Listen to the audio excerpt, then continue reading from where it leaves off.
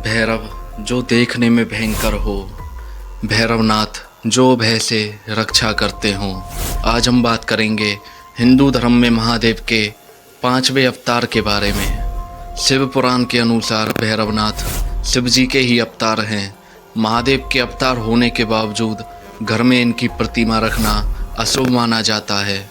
माना जाता है कि भैरव जिस कुत्ते की सवारी करते हैं वह धर्म और धार्मिकता का प्रतिनिधित्व करता है और कभी कभी इसे वफादारी और सुरक्षा के प्रतीक रूप में भी देखा जाता है।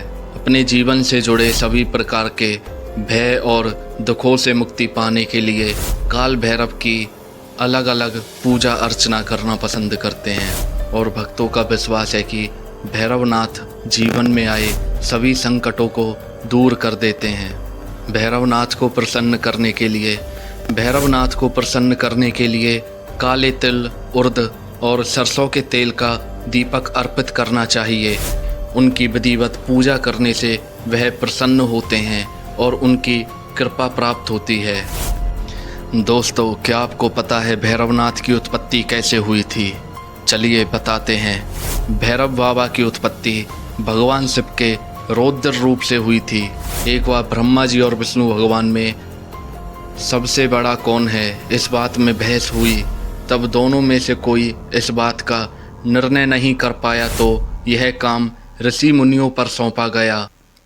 ऋषि मुनियों ने भगवान शंकर को सर्वश्रेष्ठ बताया। इससे ब्रह्मा जी का एक सिर क्रोध से जलने लगा और उन्होंने भगवान शंकर का अपमान कर दिया।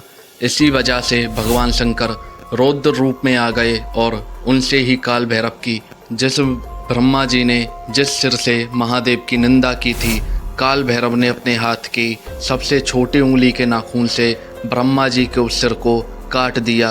काल भैरव को ब्रह्म हत्या का पाप, इस वजह से भगवान शिव ने काल भैरव को ब्रह्म हत्या का पाप बताया और उन्हें करने को कहा, भ्रमण करने को कहा।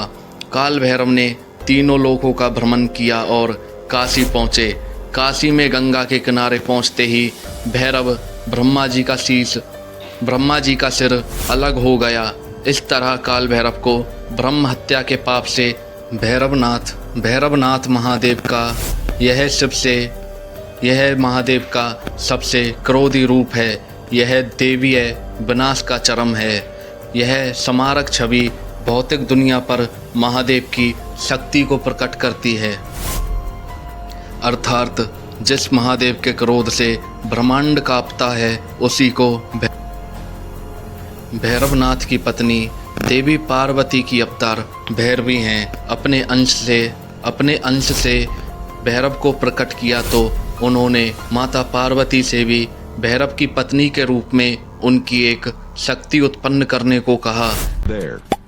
Subscribe to my channel and also press this bell icon.